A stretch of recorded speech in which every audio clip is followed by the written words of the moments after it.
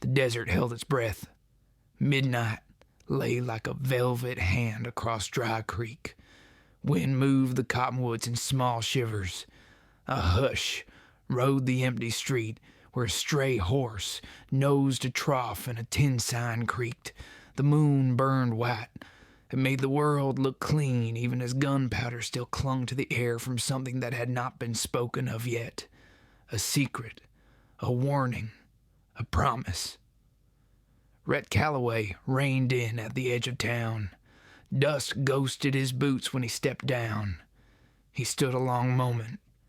He listened.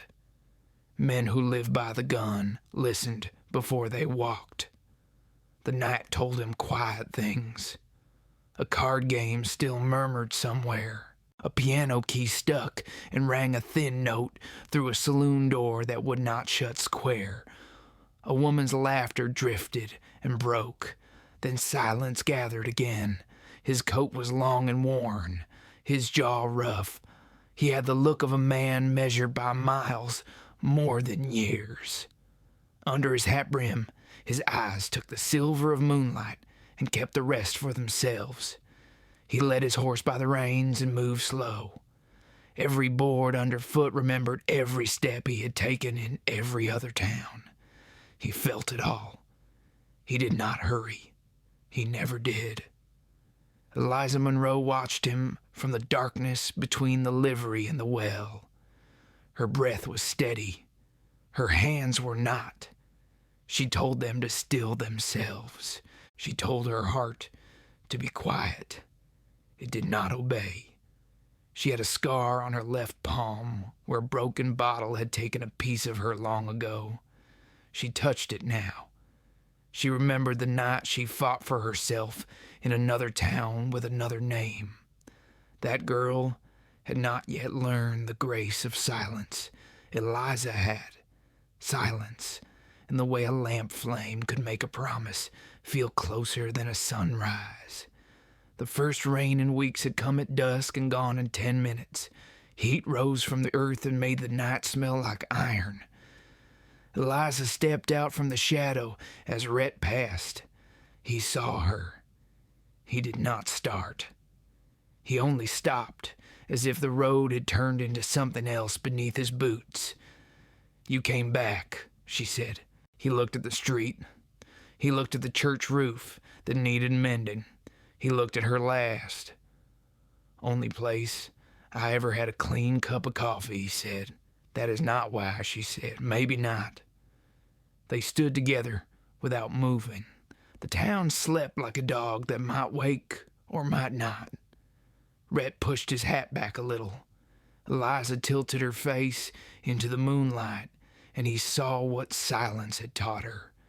Strength like glass that would not break again.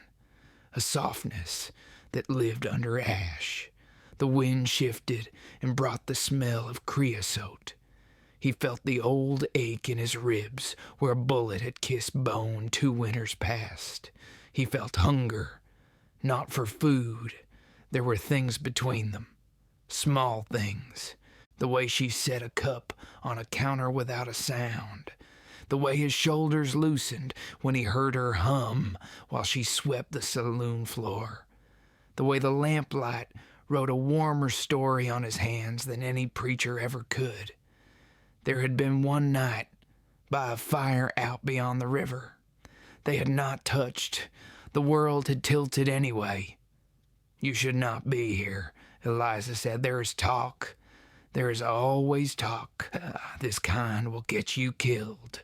He smiled the way a man does when he has made a pact with death and kept it too often. Then he saw the sharpness in her eyes and let the smile fall away. "Tell me." She looked toward the saloon. The lamp inside threw slashes of gold across the dirt. "You know Jasper Hale," she said. "You put him in the dust once. He carries that day in his mouth like a bitter seed. He spit it tonight. Said he will plant it in you before the new moon." Rhett rolled the name over once. He felt heat along his spine that was not from the night. He did not reach for the Colt on his hip. He had learned too much about time to waste it on twitch. He said the things a man says when he is not going to run. Then he did not move. Eliza stepped closer. Moonlight pooled on her shoulders and made the loose strands of her hair glow. She had a way of standing that made a man want to stand with her. The desert had marked her and also spared her. She was strong. She was tired of being strong. She was not done with being strong. "You cannot face him alone," she said. "I have." Well, not, Rhett said, "not like this." Something in her voice turned the air. He heard more than words. He heard the shape of a wound. He heard a strand of hope tied to fear. He heard the secret weight she carried even when she smiled at strangers across the bar. But then she whispered, "I have an answer he does not expect." The cottonwood stirred. The horse at the trough lifted its head. Rhett's heart made one firm sound. He studied her face. He saw the shadow of a memory run across it, like cloud over sand. He did not press. He was a man who knew the price of pressing. Eliza glanced toward the saloon again. Her gaze held on the bat-wing doors as if they were a crossroads. She spoke low. "Jasper wants the deed to this place. It is not about cards. It is about what it means. He thinks the town is empty. He wants to own the silence. Men like him always do." Rhett looked at the sign above the saloon door. The paint had faded, but the name still held. The Ember Room. Fire remembers what men forget. He thought that, and touched the memory of warmth in his mind. The way Eliza had set a coffee down. The way the rain earlier had found his neck and chilled him, and how he wanted her hands instead. He did not say any of that. "How long?" he said. 3 nights. He will push tonight. He will try to break something that cannot be mended by morning. Rhett breathed out slow. He saw the road and the desert and the river in his mind, and then he set them down. He picked up the town instead. He picked up the woman. He had not meant to, but some choices are made by the body before the mind writes its name at the bottom. He stepped closer, close enough to see the small freckle near her ear, close enough to feel the truth of what the night wanted. Midnight held. Eliza looked up at him. He saw the storm in her calm.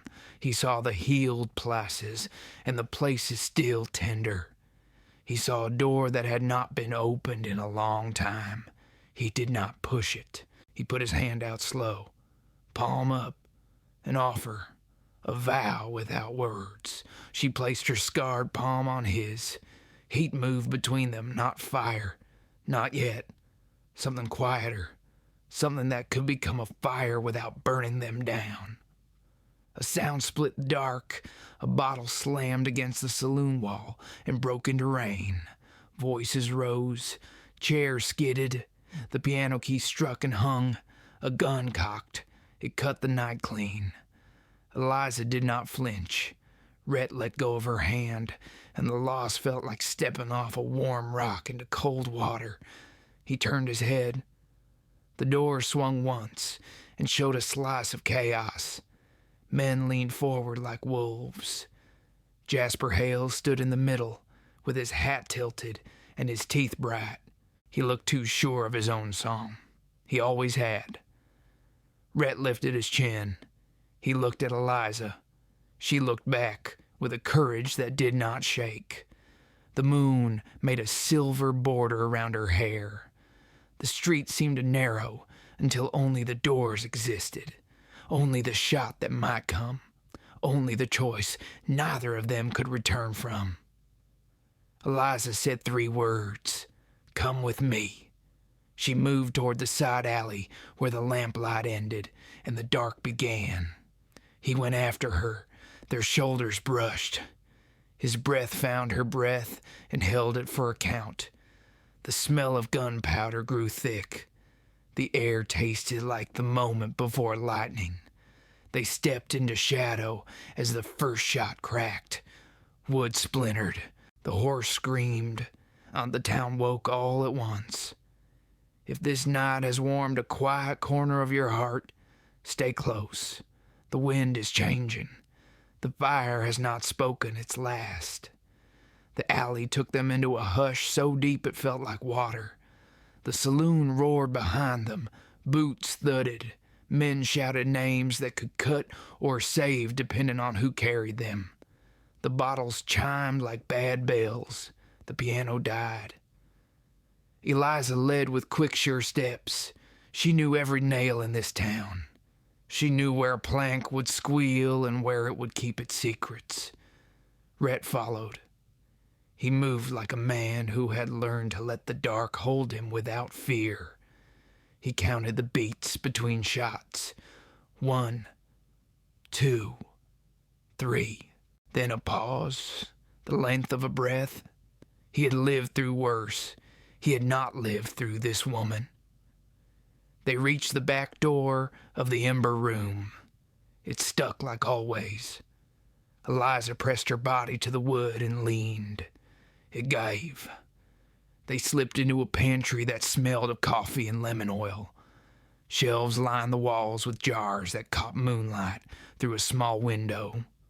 Sugar, salt, roasted beans. A tin of cinnamon she kept for pies. Rhett stood between her and the door. He let the dark shape of his shoulders be a wall for her. Voices swelled in the main room. Jasper's drawl lifted and skated over the rest. He was telling a story men had heard too many times. He was telling it louder so he could believe it. Rhett could hear the rhythm of a man who wanted to prove fate had chosen him. Fate did not choose men like Jasper. Men like Jasper chose the weak and called it fate. Eliza touched Rhett's sleeve. Her hand was warm. He felt the pulse in her wrist. She looked into his eyes. "Do not answer him," she said. "Not yet. You said you have an answer he does not expect." She nodded. She reached behind a sack of flour and brought out a small iron key. It was old and plain. It had been her mother's once. Eliza held it as if it were a prayer. She turned to a low cupboard near the floor. She unlocked it and lifted a false bottom. Inside lay a ledger and a sealed envelope. She placed them on the table and met his gaze again. "This is my father's handwriting," she said. "He owned this room when men still wore Sunday hats to drink. Before he died, he paid the tax on the land, down to the creek bed. Jasper does not know that the boundary bends with the river. The town clerk owes me his life. He mapped it for me. If we show this to the judge at dawn, the deed is safe. Jasper cannot take what was never for sale." Rhett let the shape of her plan settle in his mind. He turned the envelope in his hand. The wax seal had a small sun pressed into it.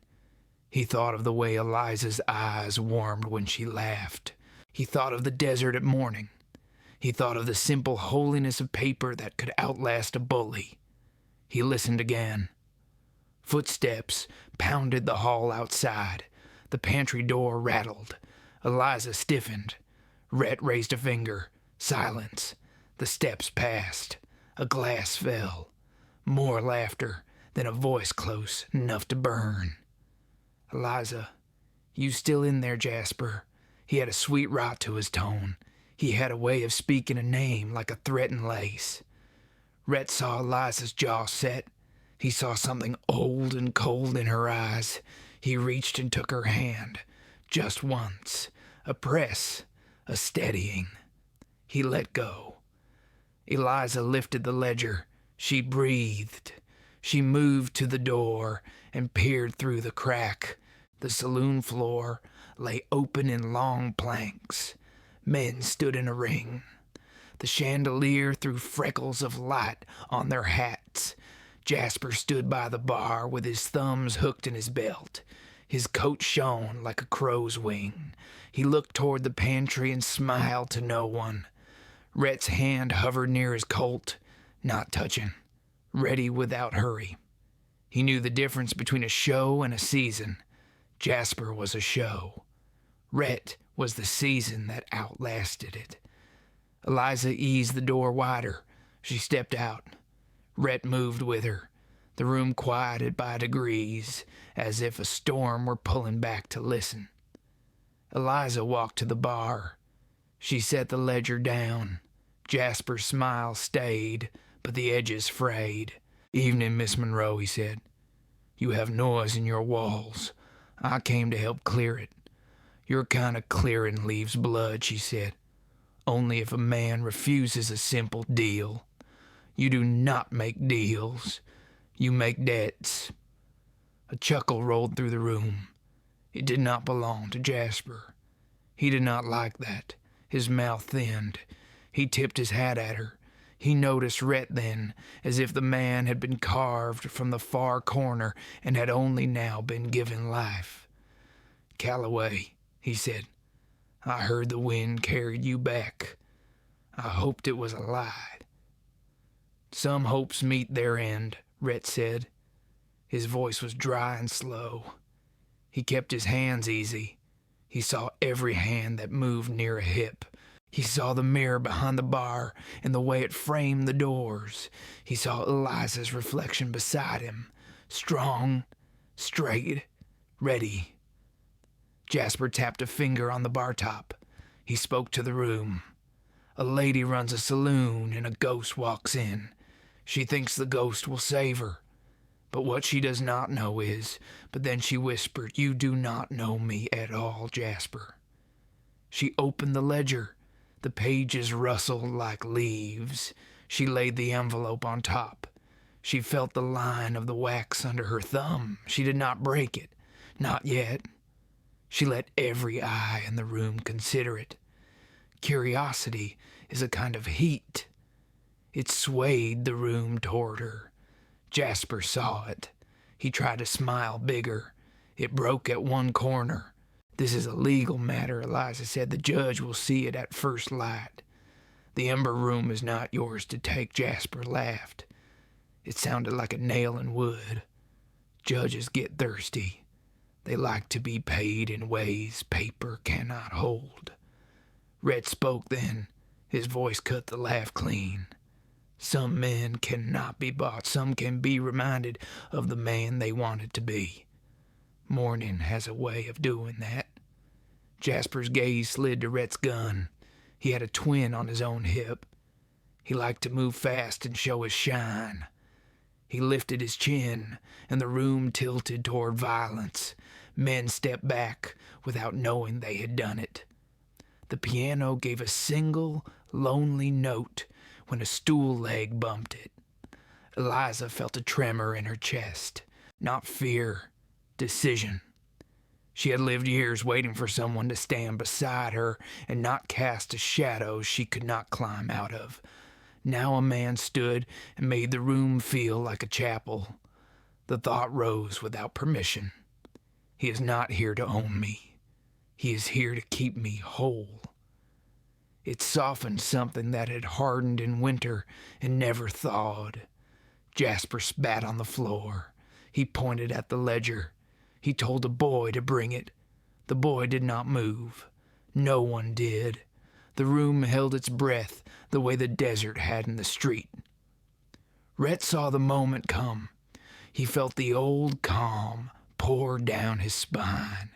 He stepped forward one step, only one, enough to place his body between Eliza and the gun that would break the night. Jasper's eyes thinned. He drew. Rhett did not. He shifted a half-inch, and the shot tore the whiskey bottle behind him. The scent of rye leaped into the air. Glass rained across the bar like ice. Men dove. 2 more shots split the room. Wood cracked. Smoke thickened fast. Rhett's hand moved then, not for killing, for the lamp. He swung the lamp off its hook and hurled it at Jasper's boots. It burst and threw light and flame across the floorboards. Not a blaze, a warning tongue. Men shouted. They stumbled back. Jasper cursed and hopped away from the spark. He lost his aim. He lost his story. The room broke into panic and reformed around Eliza, who stood steady with the ledger in her hands and the seal bright as dawn. Rhett grabbed her elbow. "We leave by the side door," he said. "The judge is 5 streets north. We wake him. We make this right while night still holds." They moved through smoke and heat. The boy at the bar opened a gap without meaning to. The crowd swayed. Jasper reached through bodies to get a shot. He saw Eliza's dark hair and aimed for it. A hand slapped his wrist. The town clerk had stepped from the back with ink on his fingers and fear on his face. "Not tonight," he said. Jasper snarled. He raised the gun again. Eliza and Rhett slipped into the hall. The door to the alley banged open. Cool air took their lungs like a blessing. The moon waited, clear and white, as if it had believed in them all along. If this night has found a warmer path in you, keep close. The stars are not done with us. The road ahead is quiet and bright and not yet safe. They moved through the narrow back street until the saloon's roar turned into a memory. The night widened again. The desert wind brushed away the smell of smoke. Above them, the moon floated clean and bright as a new tin. Rhett kept Eliza close beside him, his hand near her back without touching. Every sound had weight. Every silence carried meaning. At the end of the alley, the path split. One way toward the creek bed, one toward the judge's house. Rhett looked both ways, then at her. "You sure about him?" "I saved his daughter once," Eliza said. "Fever took the rest of the town that summer. He remembers. Then we'll ask him to remember quick." They went north along the empty main road. The boards of the storefronts gleamed like bone in the moonlight. Dogs barked and fell silent again. Somewhere, a church bell knocked once, hollow and slow, the kind of sound that marked time for souls who didn't know they were counting it. Eliza held the ledger close under her arm. Her pulse hadn't settled. She thought of Jasper's face lit by the lamp's fire. She thought of the gun, the noise, the sudden stillness that followed, the heat of Rhett's hand when he'd pulled her away. It should have frightened her. It didn't. It steadied her. Rhett walked a pace ahead. His silhouette looked carved from the same darkness that shaped the mountains. He moved easy, yet alert. She knew he could sense danger like other men sensed weather, and she wondered what kind of past made a man live that way. When they reached the north end of town, the houses thinned. A lantern glowed in a small cabin, Judge McKinley's place. Eliza raised her hand to knock. Rhett caught her wrist. He tilted his head.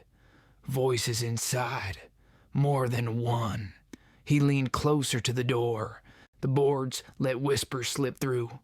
One belonged to McKinley, tired and tremoring. The other was a low growl that Rhett already knew. Jasper. Eliza's breath hitched. "He's faster than we thought." Rhett's eyes narrowed. His voice was low, steady. "He won't be faster twice. Stay behind me." He pushed the door open slow. The hinges sighed. Inside, the judge sat at his table, nightshirt wrinkled, lamp shaking in his hand. Across from him stood Jasper, coat singed from the saloon flame. Smile gone.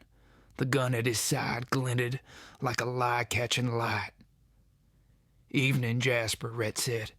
"Didn't expect to see you praying this late." Jasper turned. His eyes found Rhett first. then Eliza behind him. He grinned, but it didn't reach his eyes. I figured I'd save the judge some walk in the morning. Paperwork's easier when a man isn't breathing down your neck. Rhett stepped in farther. You always did like things easy, Jasper shrugged. Some of us were born lucky.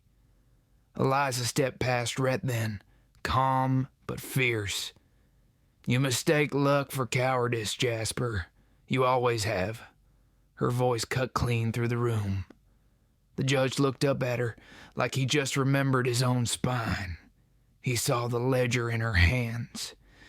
Miss Monroe, he said, trembling, is that what I think it is? She laid it on the table. This deed says the Ember Room belongs to the Monroe estate. The land markers shift with the creek. You signed the original. McKinley blinked hard. I did. That's my mark right there. Jasper's hand twitched near his holster. You'll want to think careful, Judge. Men forget things at your age. Rhett moved before the threat could find air. His boot hit Jasper's wrist. The gun clattered to the floor. Jasper stumbled back, cursed, reached for his knife. Rhett caught his collar, slammed him against the wall. The lamp shuddered, and smoke leapt in the flame's throat. Rhett spoke quiet.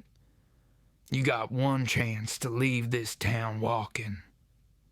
Jasper spat blood.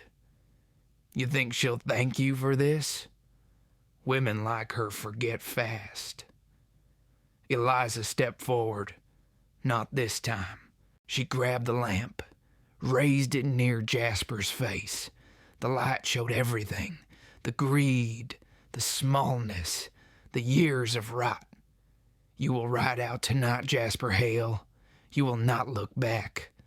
The law will find your trail by morning, and I'll make sure they ride hard. Jasper looked at her, then at Rhett, then at the open door. He saw no path that didn't end with his bones in the dust. He pulled free, half stumbling, half running. The door banged wide. A gust carried him into the dark. Hoofbeats followed, fading. Silence came again. The judge wiped his face with a shaking hand. I'll see this filed with the county before noon, he said. The Ember Room is yours, Miss Monroe. Lawfully and forever. Eliza nodded. Thank you, Judge. Rhett turned to her. His eyes softened, the storm inside them easing. You handled him fine without me. She gave a small laugh. Not quite. You kept the fire steady. Outside, dawn began to hint at the horizon. The first light touched the edges of the world. Thin and gold, they stepped out of the cabin together. The desert felt new again. Eliza stopped near the fence. You'll be leaving, won't you? Rhett looked east. Maybe. That's what men like me do. She faced him. What if I asked you not to? He met her eyes. The wind caught her hair and lifted it against his chest. He could smell the smoke still clinging to her. He could feel the ache that came from wanting something gentle after years of dust. He said nothing. He just touched her chin. Slow. Careful. The kind of touch that asked more than it promised. Her breath trembled. His thumb traced the line of her jaw. Then she leaned in, barely. A question. He kissed her. Not long. Not soft. Just enough to taste what they'd both been fighting. The kind of kiss that leaves the world smaller, quieter. When it broke, she whispered that was a foolish thing to do. Maybe. But I've done worse, for less reason. The sun rose, another inch. Shadows retreated. Somewhere far off, a coyote called. Eliza smiled. The ledger was safe under her arm, but something else had shifted. Something inside her chest that didn't feel like fear anymore. Rhett turned toward the road. Trouble doesn't end easy out here. Then we face it, she said, together. If this story has sparked a quiet warmth beneath your ribs, stay close. The desert is still listening, and dawn has only just begun to speak. The sun climbed slow over Dry Creek, dragging light through dust and smoke until the town began to look half alive again. The street outside the Ember Room still smelled of burnt whiskey and broken promises. Men swept glass from the porch. The piano man tuned one stubborn string. Life pretended it hadn't almost died. Rhett stood by the hitching post, hands resting on the saddle horn. His horse chewed at a loop of hay. Calm and thoughtless, he wished he could trade minds with it for a minute. Just chew, breathe, stand. No ghosts, no women with eyes that saw too deep. He looked toward the saloon.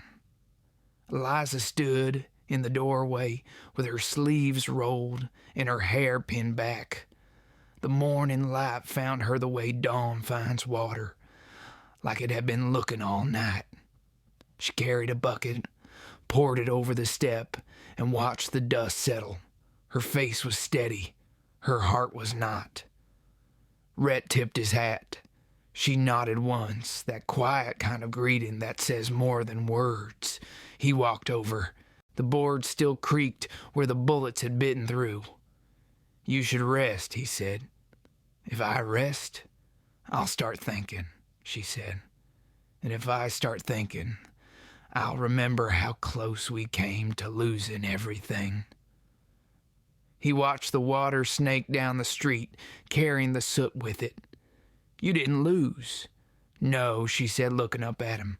"We didn't." They stood there for a long minute while the town found its breath. From down the street came a wagon, rattling through the heat.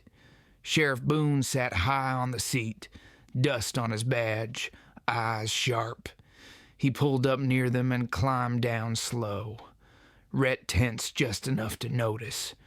Boone wasn't a man who showed up for coffee and pleasantries. He nodded toward Eliza. "Heard there was noise here last night." Eliza kept her hand still. "A little. Nothing we couldn't handle." Boone looked at Rhett. "You were in it?" Rhett said.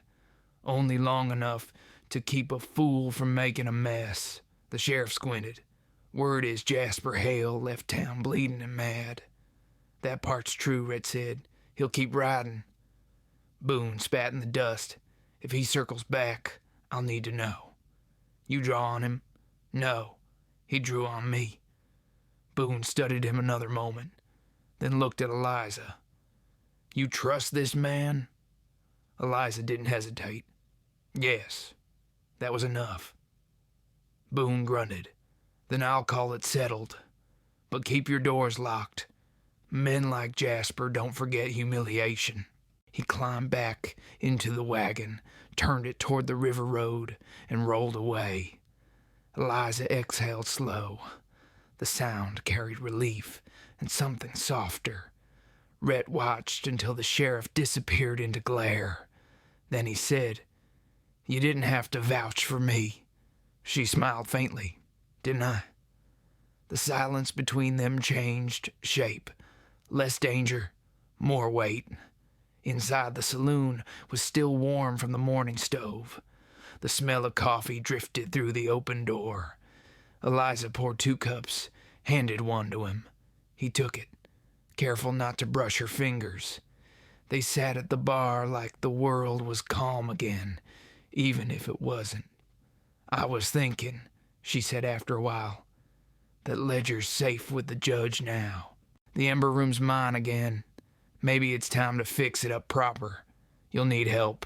You offering?" Rhett met her eyes. "Maybe I am." She smiled over her cup, then helped me with the roof this afternoon. They worked until the sun hung high. Rhett patched holes, nailed new shingles, wiped sweat with his sleeve. Eliza held the ladder steady, passed nails, fetched water. Their rhythm was easy, the kind of quiet that comes when 2 people stop guarding themselves. At one point, he looked down and she was watching him. The light caught in her eyes. It wasn't bold, it wasn't shy, it was something older than both. He looked away before he forgot why he'd meant to leave come sundown. By evening, the roof was whole again. They sat on the edge, legs dangling over the street. The sky burned gold to violet. Somewhere a fiddle played, faint through an open window. "You ever stop running?" she asked. He thought about it. "Not till I find a reason." "Maybe you already have." He didn't answer. The wind rose, cool and clean, tugging at his hat. Below them, the first lamps were being lit. Town looked almost peaceful. Eliza leaned back on her hands. "When I was a girl, I used to dream of leaving this place. I thought the world beyond the desert had softer edges. Turns out, the edges follow you." Rhett said, "Sometimes it's not the edges that change. It's who you become holding them." She looked at him. "That sounds like something a man says when he's tired of running." He turned to her. "Maybe I am." For a long while they didn't speak. The dusk wrapped them in that blue hour where everything feels half true, half dream. A star blinked alive, then another. Eliza said quietly, "You could stay, Rhett. I wouldn't ask for more than your word that you'd try." He looked at her hands resting on the roof. The small scar on her palm caught the last of the light. He wanted to reach for it, to press his thumb there until memory turned to peace, but he didn't. Below, a rider came into town at a gallop, dust trailing like smoke. He pulled up fast in front of the saloon, shouting, "Message for Rhett Calloway." Rhett's stomach tightened.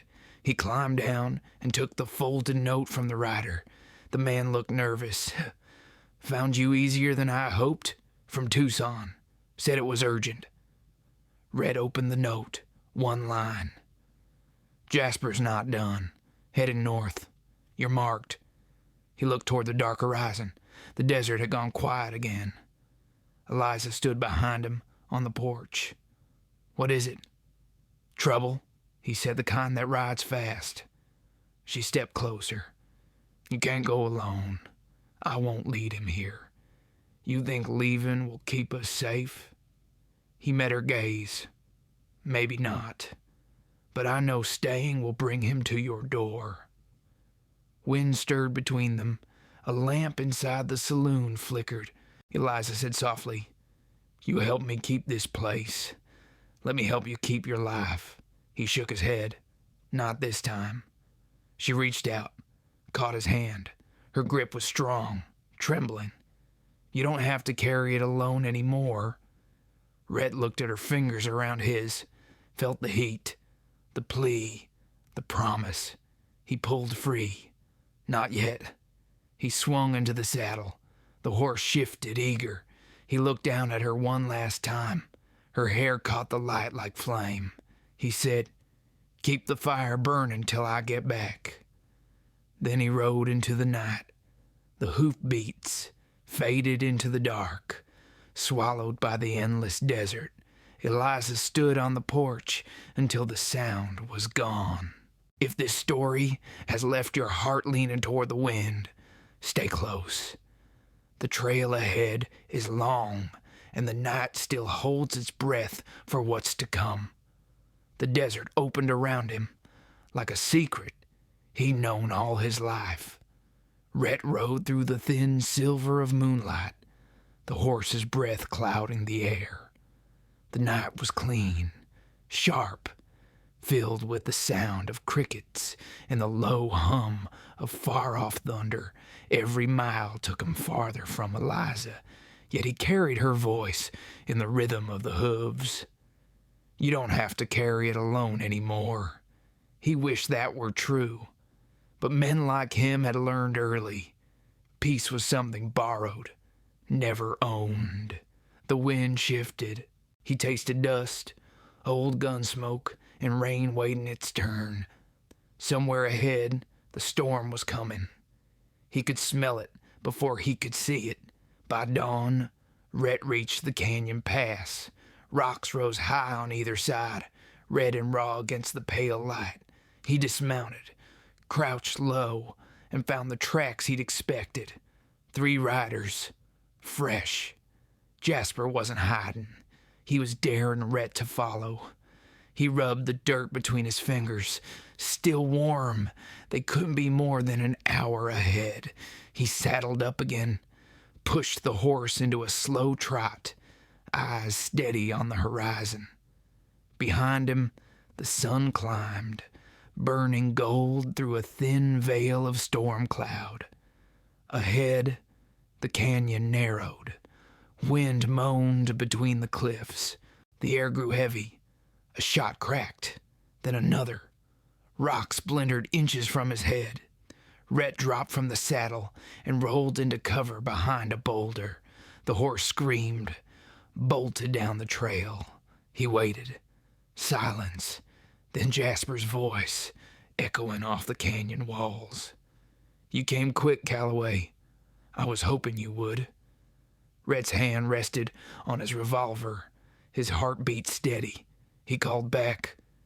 "You could have left it be." "Oh, you ruined my name," Jasper said. "Took my chance at owning that town. You and that woman think you're something better." Rhett peered out from behind the rock. Sunlight flashed on a rifle barrel 50 yards up the slope. He fired once, clean and sharp. The rifle spun out of the shooter's hands. A curse followed. "That ain't Jasper's aim," Rhett muttered. Then he heard hoofbeats behind him. He turned, gun ready. Eliza rode into view, hair whipped loose, dust on her dress, the same fire in her eyes he'd seen that night in the alley. He cursed under his breath. "Damn it, Eliza. You thought I'd let you die out here," she said, pulling the horse beside him. "I thought you'd listen." "I did. I listened to my heart. It told me you'd need help." Before he could argue, another shot rang. The bullet clipped the edge of her saddle. The horse reared. Rhett caught her arm, pulled her down beside him. "You shouldn't have come," he said. "You shouldn't have gone." Her words cut as deep as the wind slicing the canyon. Rhett reloaded quick, fired twice toward the ridge. A man toppled, shouting. Then silence again. He glanced at Eliza. "You armed?" She drew a small pistol from her boot. Always. They traded looks. Half fear, half fierce trust. The storm rolled closer. Lightning flared behind the cliffs, lighting their faces for a blink. Rain began to fall in wide, heavy drops. "We got one left," Rhett said. "Jasper's somewhere high." Then the voice came again, closer now. "You brought her. How sweet. I'll take her instead." Eliza's jaw set. "You'll try." They moved together up the rocky slope, careful and quiet. The rain turned the dust slick beneath their boots. Each step sounded too loud. At the top, the canyon opened into a shelf overlooking the river below. Jasper stood near the edge, gun aimed, coat whipping in the wind.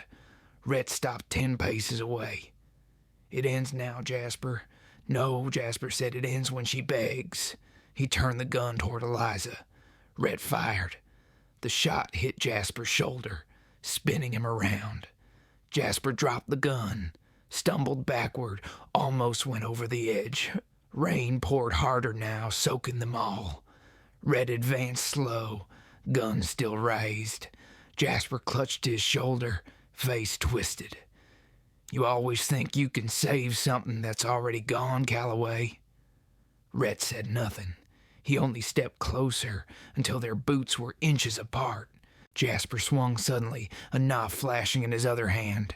Rhett blocked it, twisted, drove his fist hard into Jasper's chest. The blade fell. Jasper lunged again, wild, desperate. The 2 men struggled, boots slipping on wet rock. Eliza shouted Rhett's name. Rhett caught Jasper's coat, shoved him back. Jasper's heel slid on the mud. For one heartbeat, the world held still. Then Jasper fell. His scream was swallowed by the river far below. The rain kept falling. The thunder rolled away.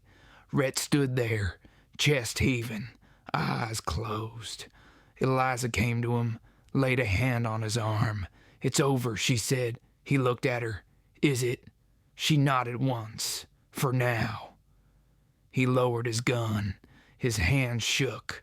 She took one of them, pressed it to her chest. "Feel that," she said. "That's what's left when the fighting's done." He let himself breathe. The rain softened to a mist. The sky broke open, a single shaft of sunlight pouring through. It touched her hair, his shoulders, the blood on his knuckles. He whispered, "You should have stayed behind. You'd be dead if I had, maybe." She smiled faintly. "Maybe that's what partners are for." He looked at her then, the grit, the calm, the strength he hadn't earned but needed. The desert stretched endless behind her, but for the first time it didn't feel empty. They rode back slow, following the river road. The rain had washed the dust from everything. Even the air smelled new. Halfway to town, Eliza reached over, touched his arm. "You think peace exists for men like you?" He thought for a long time, then said, "Only if someone waits for us long enough." When they reached the edge of Dry Creek, the lamps were just flickering on. The town looked smaller, gentler. Eliza turned in the saddle, eyes on the horizon they left behind. "He's gone for good?" Rhett nodded. "River'll take him far." She looked down at her hands, then at him. "You're staying this time?" He didn't answer right away. He looked at the saloon sign, half lit and swinging. He looked at her. The storm had left color on her cheeks. "Yeah," he said finally, "I reckon I am. If this story has left your soul breathing softer under the rain, stay near. The firelight's waiting, and the next night will burn brighter than the storm." The rain left the desert shining like glass. By morning, a mist drifted low along the ridges, soft as breath. The town still slept when Rhett led his horse into the yard behind the ember room. Water dripped from the eaves. The smell of wet wood and ash lingered. He stood for a while, just listening to the quiet. Inside, Eliza stirred the stove. The firelight painted her face gold. Steam rose from a pot of coffee, winding up like prayer smoke. She turned when he stepped in. "You came back early," she said. "Couldn't sleep. The storm makes a man think too much." She poured him a cup.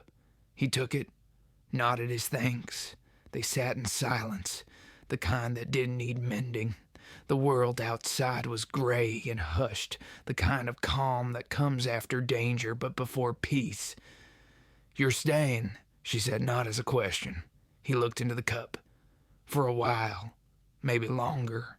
She smiled, faint and tired. "Then you best learn to fix a fence."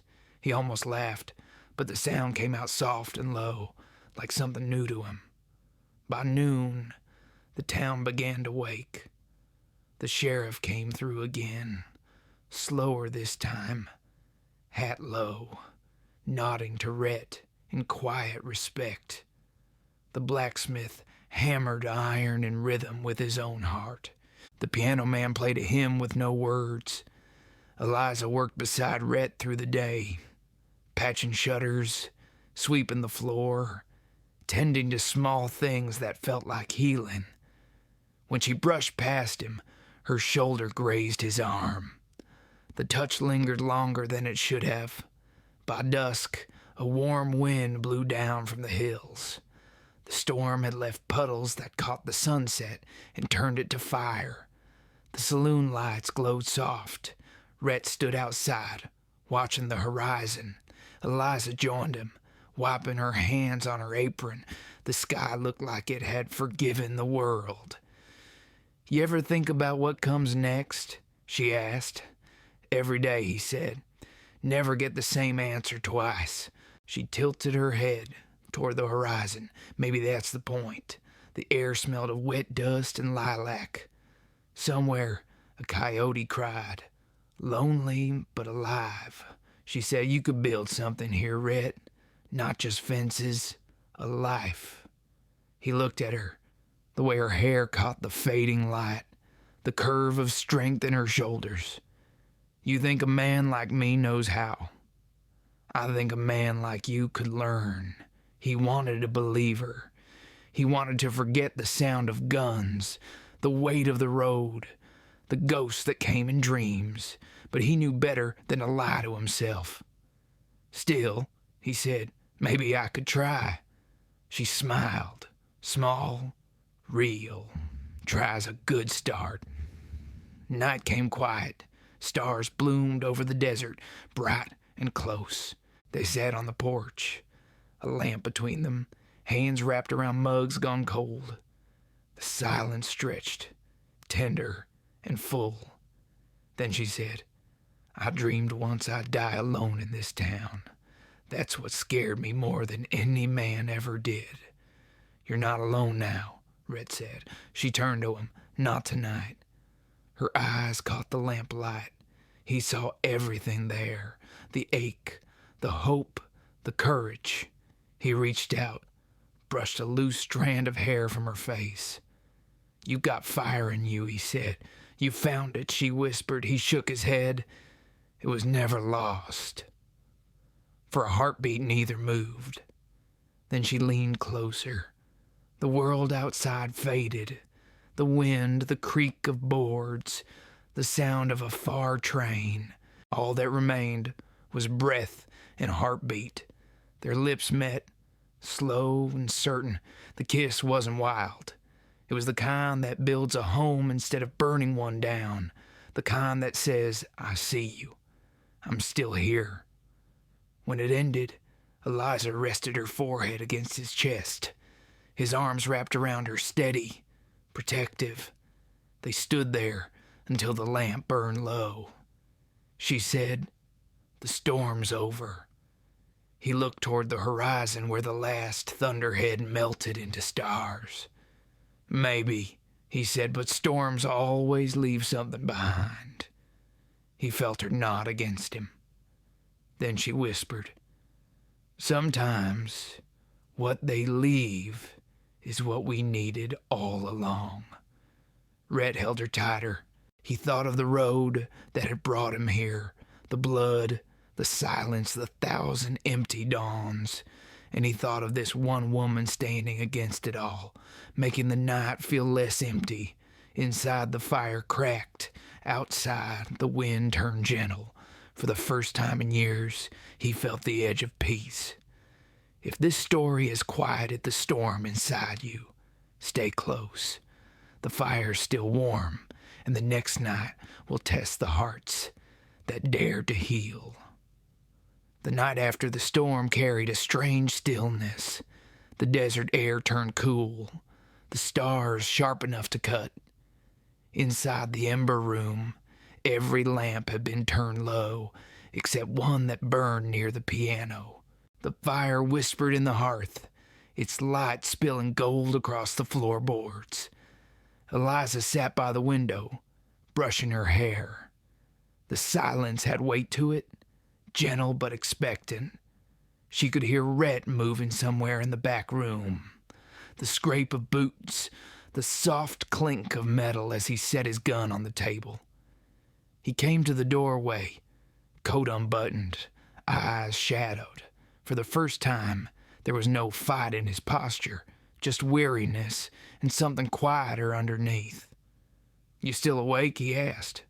"Couldn't sleep, you?" "Never could after a storm." She smiled a little.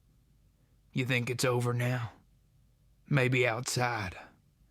"Not sure about in here," he said, tapping his chest once. She set the brush down. The light caught in her hair like fire along silk. You don't have to carry it alone, Rhett. He took a step closer. The floor creaked under his weight. I wouldn't know how to carry it any other way. Then learn, she said. He stopped a breath away from her. The distance between them felt alive. She could see the fine dust still clinging to his shirt, the line of his jaw softened by the glow. Eliza, he began, but she stood up and touched her fingers lightly to his wrist. Don't say anything that'll build a wall. Not tonight.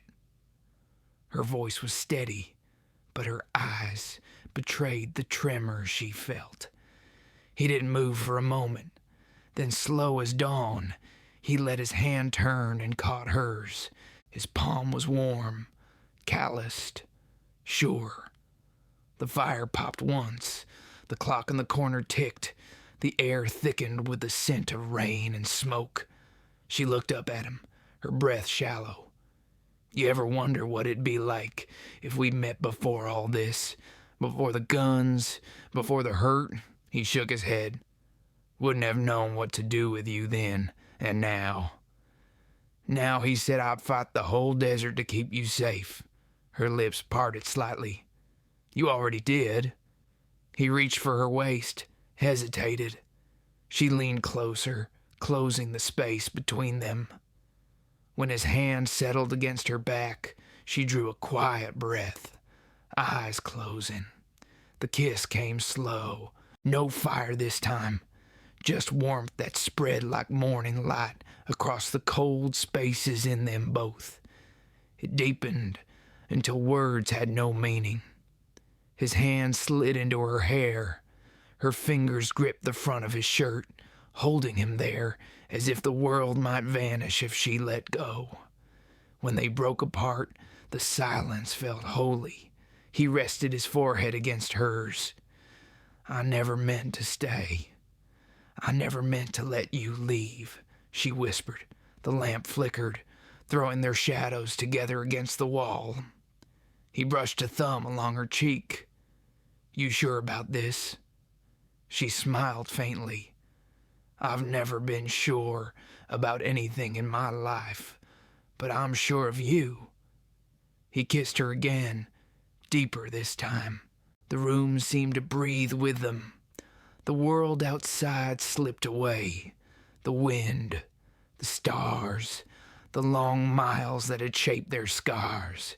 He pulled her closer until the firelight painted her skin in gold.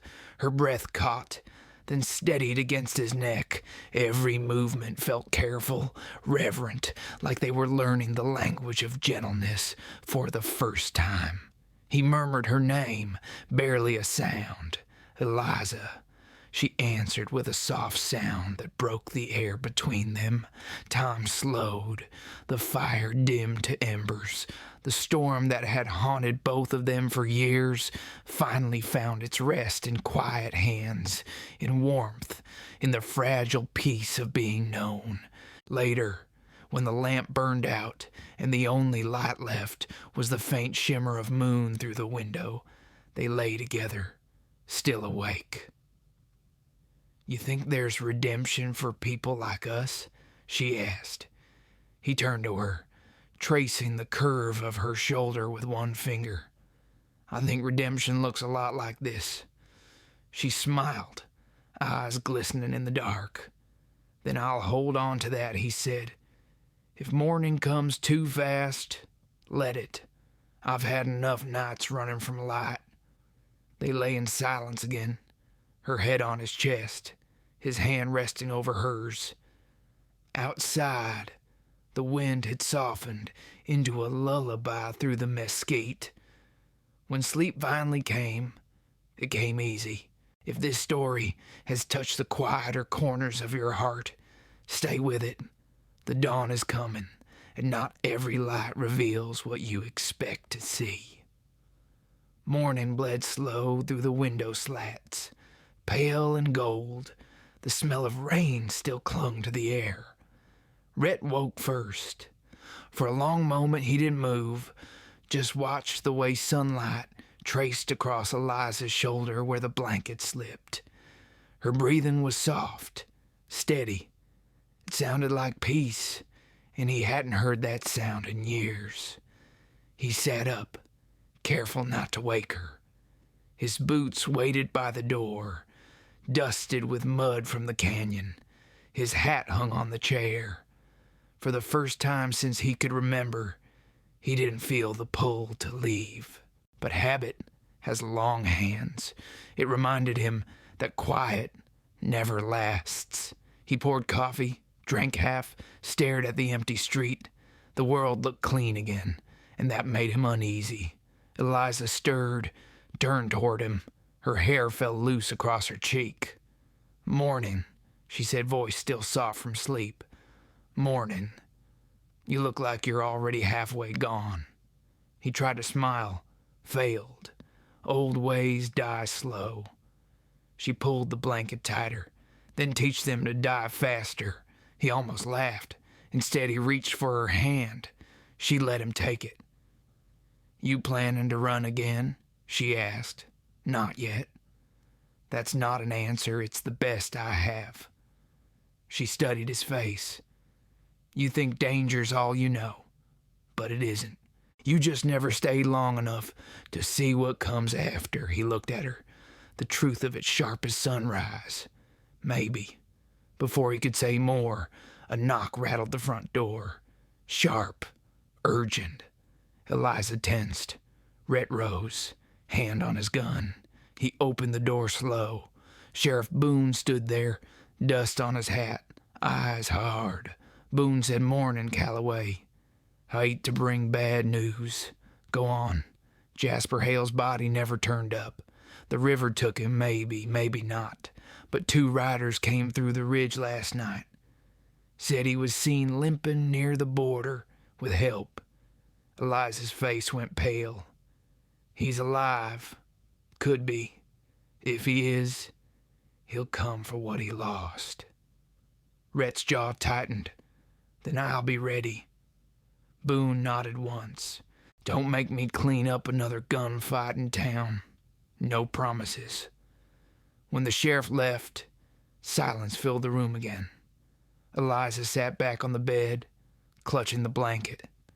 "He should have been gone," she said. "Some things don't stay buried." She met his gaze. "Then neither do we." He frowned. "What's that mean?" "It means we don't run this time." Rhett shook his head. "Eliza, no. You listen, you've spent your life fighting men like him alone.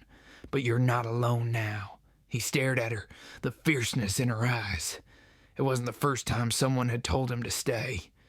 But it was the first time it felt like a promise, not a plea.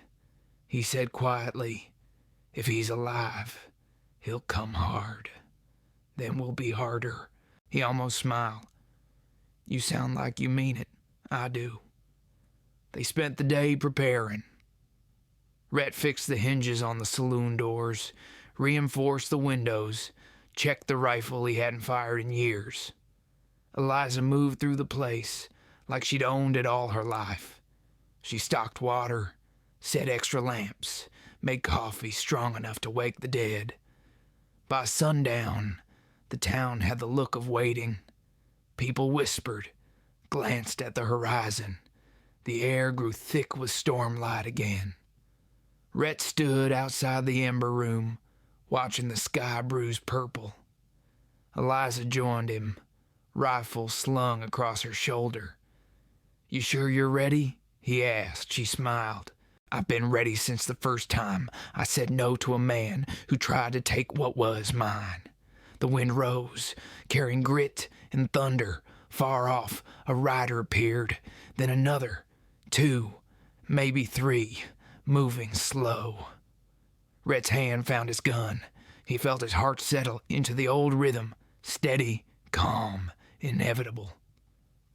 Eliza said, "You don't have to do this. I do, but I'm glad you're here."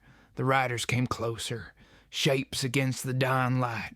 One wore a dark coat that hung heavy on one shoulder. Even from this distance, Rhett knew. Jasper. He's limping, Eliza said. Doesn't make him less dangerous. The rider stopped in the street.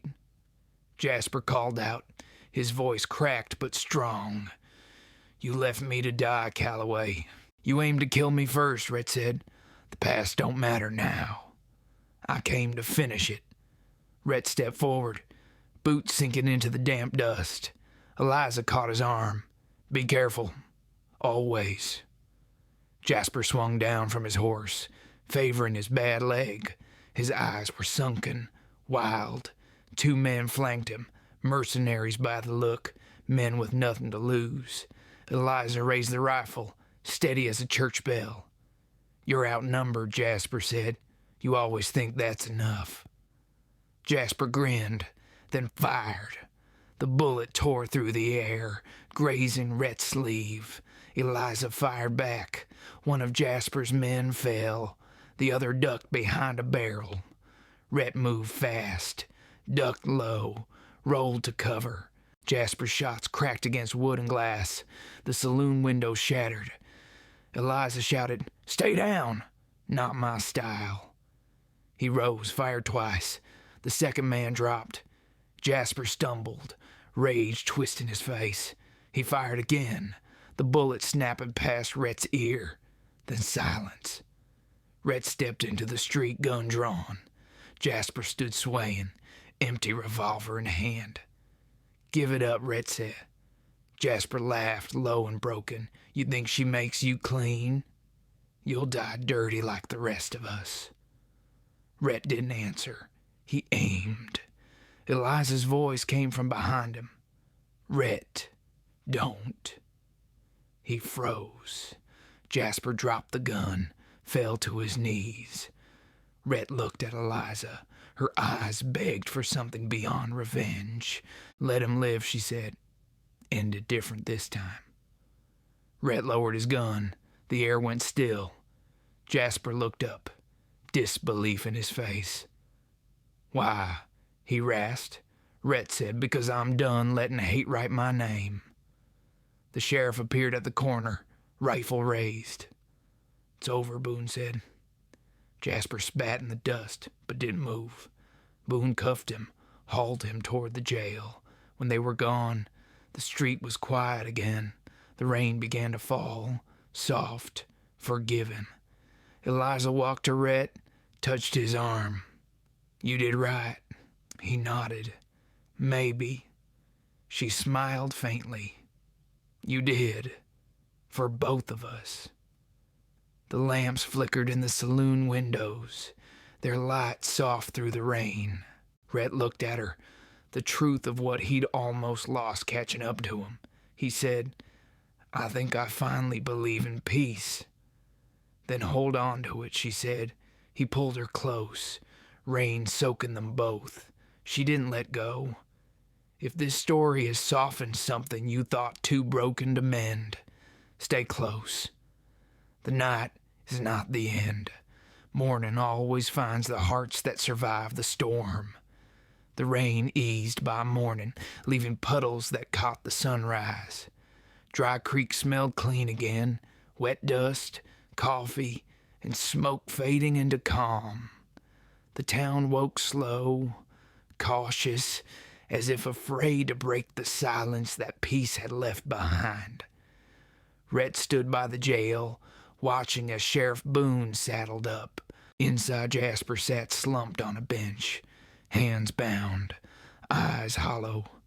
The storm had burned the fight out of him. Boone said, I'll take him to Tucson. Judge'll know what to do. Rhett nodded. Boone studied him for a long second. You staying put this time, Calloway? Reckon I might, Rhett said. Boone smiled, tipped his hat. Then this town's luck just changed. When the sheriff rode out, Rhett turned toward the street. Eliza stood on the porch of the Ember Room, hair loose, arms folded. She looked tired, beautiful, alive. You look like a man with nowhere left to run, she said. Maybe I finally found a reason not to. She smiled, that quiet kind of smile that starts in the eyes. And coffee's hot. Come inside before it turns cold." He followed her in.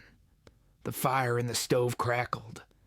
The same piano tune drifted soft from the corner, played by the boy who'd stayed behind when everyone else had run. They sat at the bar, the morning light spilling through the cracked window. Rhett wrapped his hands around the cup. Steam rose between them. Eliza said, "When I first came here, I thought I'd build something that could keep me safe. But it wasn't the walls. It was the people who stood inside them." He looked at her. "Maybe you were waiting for someone to stand still long enough." She met his gaze. "Maybe you were that someone." Silence filled the space between their words. Outside, boots scuffed against the boardwalk. Men starting their day, life returning, soft and unhurried. Rhett said, "I never thought peace would feel this heavy." She nodded. "That's because it's real. Things that last always weigh something." He let that settle in his chest. It felt right. They spent the day fixing what the storm had broken. The window, the roof, the cracked mirror behind the bar. Every nail they drove, every plank they set right, felt like mending a wound neither had known how to heal alone. By dusk, the saloon glowed again. Locals gathered, laughter rising easy. The air hummed with the kind of life the town hadn't known in years. Rhett leaned by the door, watching. Eliza moved between tables, pouring drinks, smiling. When she looked his way, something in her eyes caught him. Light, steady, full of quiet promise. He walked over. "You built this," he said. "We built it," she corrected. He glanced around. Folks were talking, laughing. The piano was bright again. It felt like the world had exhaled. Eliza stepped closer. "You'll stay, won't you?" He hesitated. The road still whispered the way it always did, but the whisper was fading. "I've ridden 1,000 miles looking for something I couldn't name," he said. "Maybe it was this. Maybe it was you." Her breath caught. "You say that like you mean it." "I do." She reached for his hand. Her fingers laced through his, small and sure. "Then stay. Not because you owe me, because you want to." He looked at her. The strength, the warmth, the way she made even silence feel like a home. He said, "I'll stay." They stood there while the town around them went on laughing. The firelight caught their hands, the same way it had that first night, gold against dust. Later, when the saloon emptied and the lamps burned low, they sat by the window. The desert stretched quiet beyond the glass, the stars clear as coins scattered across black velvet. Rhett said, "Funny thing about redemption. Folks think it's something you earn, but I think maybe it's something you're given once you stop fighting it." Eliza leaned her head on his shoulder. "You stopped fighting," he smiled, "only because you taught me how." She closed her eyes. "Then don't forget it when morning comes." He kissed the top of her head. "I won't." The night deepened. Outside, the last rainwater shimmered under moonlight. The world had turned gentle again, but it still held that edge, wild and alive like their story. If this story has found a quiet ache that still believes in second chances, stay with it. One more dawn waits beyond this night, and love still rides beneath the western sky. Dawn broke wide over Dry Creek, clear and gold. The desert stretched endless and forgiving, as if it too had decided to start again. The last of the puddles steamed off the dirt road, and the sound of the windmill creaked steady like a heartbeat finding its rhythm after years of silence. Inside the ember room, the fire burned low, a soft pulse of orange light Rhett stood at the bar, polishing a glass that didn't need it. Old habits die hard. Eliza came down the stairs, her hair loose, her dress simple, the color of dawn itself. "Morning," she said. "Morning," he answered, turning toward her. The look between them carried all the words they hadn't needed to say.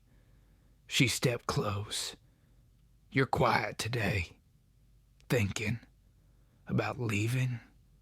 He shook his head. "About staying." A small smile curved her lips. "That's a first." He set the glass down. "I used to think peace meant stopping. Now I think it just means having a place to return to." Eliza touched his chest lightly, right over the scar that never quite faded. "Then you found it." Outside, the street was already alive. Boone rode through, tipping his hat. The blacksmith hammered iron steady. The sound carried like a song about work and mercy. Children ran past chasing a dog, their laughter cutting through the morning. Rhett stepped onto the porch, Eliza beside him. The sky was wide enough for every sin and every redemption he'd ever known. He breathed deep. The air tasted like rain and promise. She said, "You'll help me run this place. I'll fix what breaks, keep the coffee hot, and scare off trouble. That's enough." He looked at her. "I never thought I'd be any good at simple things." "You are," she said. "You just forgot." He smiled, the kind of smile that comes slow but stays, the kind that feels like truth. They spent the morning side by side, her at the counter, him repairing a shelf, both wrapped in the easy rhythm of work. The noise of hammers, laughter, and life filled the ember room until it felt like a heartbeat again. By afternoon, the sky turned silver blue, clouds drifting soft across the horizon. Eliza stood by the doorway, watching the light shift on the distant hills. She said, "You think the past ever stops chasing?" Rhett joined her. "No, but it gets tired after a while." She turned toward him. "And when it does?" He brushed a strand of hair from her face. "Then we rest." They stood close, the world quiet around them. He took her hand, lifted it to his lips. The scar on her palm met the callus on his thumb, two old wounds learning they could fit together. He whispered, "This place feels like a promise kept." She looked at him with that steady fire he'd come to crave. "It is." Evening fell soft and slow. The saloon glowed with warm light, laughter rising from the tables. A fiddle played somewhere, clumsy but earnest. Rhett sat near the window, Eliza beside him, her hand resting over his. Outside, the desert wind moved gentle through the cottonwoods. The stars blinked awake one by one. Rhett said, "I used to think some men were too far gone for redemption." "And now?" she asked. "Now I think redemption isn't something you wait for. It's something you build, one quiet night at a time." Eliza smiled. "Then we'll build it together." He turned to her, eyes catching the lamplight. "You sure about that?" She leaned closer. "I've never been sure of anything." He kissed her, not desperate, not hurried, just the kind that seals a story instead of ending it. A kiss that said home. The wind outside shifted, carrying the sound of laughter down the street.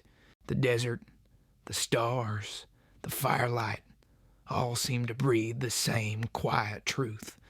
Rhett murmured, "You ever think the world gives second chances?" Eliza's voice was soft. "Only when we've learned to deserve them," he smiled. "Then I guess we earned ours." The lamp flickered low, the music slowed, and the night folded around them gentle as sleep. The fire in the hearth burned steady, the same flame that had survived storm, gunfire, and loss, now burning for warmth instead of warning. Under that light, two souls once broken found their rest. If this story has touched a tender place in your heart, let your light stay with us. Comment, share, and subscribe so this Western fire keeps burning for you.